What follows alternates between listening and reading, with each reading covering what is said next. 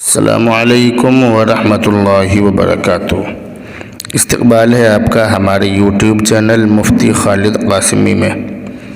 مسلم personal لا board Babri مسجد انہدام پر مجرمین کے متعلق CBI court کے فیصلے کو چیلنج کرے گا۔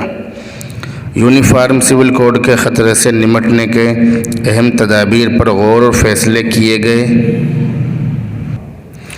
آل انڈیا مسلم پرسنل لا بورڈ کی مجلس عاملہ کی میٹنگ میں کئی اہم فیصلے۔ کورونا وائرس کی اس عالمی وبا کے دوران مسلم پرسنل لا بورڈ نے زوم پر مجلس عاملہ کا اجلاس منعقد کیا اور متعدد امور و مسائل پر غور و خوض کے بعد کئی اہم فیصلے کیے۔ 2 دن پر محیط اس میٹنگ کی صدارت بورڈ کے صدر حضرت مولانا سید محمد رابع حسنی ندوی نے کی اور کارروائی کو جنرل سیکریٹری حضرت مولانا محمد ولی رحمانی صاحب نے چلایا۔ بورڈ کے جنرل سیکریٹری اور متعدد ارکان عاملہ نے الہ آباد ہائی کورٹ کی CBI لکھنؤ کے بابری مسجد انہدام کے ملزموں سے متعلق فیصلے پر سخت حیرت اور دکھ کا اظہار کیا۔ کورٹ نے متعدد واقعاتی شہادتوں اور گواہوں کے بیانات اور خود ملزمین کے اقبال جرم کے باوجود ناکافی ثبوت کی بنا پر تمام ملزمین کو بری کر دیا۔ نہ جانے کورٹ کس طرح کی شہادتوں کو معتبر سمجھتا ہے۔ بورڈ نے اتفاق رائے سے فیصلہ کیا کہ CBI اس فیصلے کو چیلنج کرے یا نہ کرے، بورڈ اس ناقابل فہم فیصلے کو ہائی کورٹ میں چیلنج کرے گا۔ بورڈ کے اس اجلاس میں ملک کی عدالتوں میں مسلم پرسنل لا سے متعلق جاری مقدمات کا تفصیل سے جائزہ لیا گیا اور قانونی کمیٹی کو ہدایات جاری کی گئیں۔ لیگل کمیٹی کے کنوینر یوسف حاتم مجھالہ صاحب نے سابری مالا کیس سے متعلق ایک تفصیلی نوٹ عاملہ کے سامنے پیش کیا اور کہا کہ اس میں مذہبی آزادی، دستور کی دفعہ 25 کا دائرہ اور کسی مذہب کے لیے کیا ضروری اور لازمی ہے جیسے سوالات زیر بحث آئیں گے۔ اس فیصلے کا اثر مسلمانوں اور تمام مذہبی اقلیتوں کے ساتھ اکثریتی طبقے کی مذہبی آزادی پر بھی پڑے گا۔ تفصیلی غور و خوض کے بعد فیصلہ کیا گیا کہ بورڈ بھی اس مقدمے میں بحیثیت مداخلت کار شامل ہوگا۔ عاملہ کے اجلاس میں اس اندیشے کا اظہار بھی ہوا کہ رام مندر دفعہ 370 کے بعد اس حکومت کا اگلا نشانہ یونیفارم سول کوڈ ہو سکتا ہے۔ مسئلے کی نزاکت کے پیش نظر طے کیا گیا کہ اس سلسلے میں سیاسی جماعتوں کے علاوہ دیگر مذہبی طبقات، اقلیتوں اور سول سوسائٹی کے افراد سے تفصیلی ملاقاتیں کی جائیں۔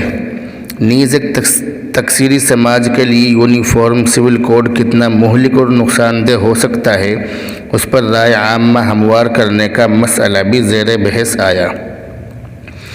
یونیفارم سول کوڈ کے خطرے سے نمٹنے کے لیے جنرل سیکریٹری بورڈ کو مجاز گردانا گیا کہ وہ اس کے لیے ایک کمیٹی بنا دیں تاکہ اس پر سیر حاصل کام کیا جا سکے۔ اجلاس میں حکومت کی طرف سے CRPC اور IPC میں اصلاحات کے لیے مرکزی حکومت کی قائم کردہ کمیٹی کا مسئلہ بھی زیر بحث آیا۔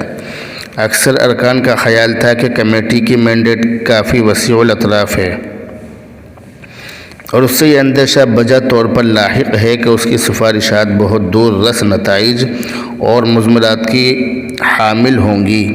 ملک کے ماہرین قانون اور دانشوروں نے کمیٹی میں شامل افراد اور کمیٹی کے مینڈیٹ کو لے کر متعدد اندیشوں کا اظہار کیا ہے۔ ارکان عاملہ کا بھی یہی خیال تھا کہ مسلمان بھی ان سفارشات کی زد میں آ سکتے ہیں۔ چنانچہ فیصلہ کیا گیا کہ ماہرین قانون اور علماء پر مشتمل ایک کمیٹی قائم کی جائے اور سول سوسائٹی اور ماہرین قانون کے ساتھ مل کر اس مسئلے کے تدارک کے لیے کام کیا جائے۔ اجلاس میں مساجد، مقابر، عیدگاہوں اور قبرستانوں سے متعلق مقدمات اور عدالتوں کے رویے کا بھی جائزہ لیا گیا اور اہم فیصلے کیے گئے۔ اجلاس کی ابتدا میں جنرل سیکریٹری بورڈ نے اس درمیان بورڈ کے جو ارکان اہم دینی و ملی شخصیات رحلت فرما گئیں، ان کے تعلق سے ایک تجویز تعزیت پیش کی اور صدر بورڈ نے ان کے حق میں دعائے مغفرت فرمائی۔ محترم صدر بورڈ کی دعا اور اختتامی کلمات پر اجلاس اختتام پذیر ہوا۔ تو یہ تھا مسلم پرسنل لا بورڈ کے متعلق کچھ ضروری باتیں، کچھ ضروری خبریں تھیں جو آپ تک پہنچانے کی کوشش کی گئی۔ اسی طرح آپ ہم سے جڑے رہیے، بنے رہیے تاکہ پل پل کی سچی اور صحیح خبریں آپ تک پہنچائی جا سکیں۔ السلام علیکم ورحمۃ اللہ وبرکاتہ۔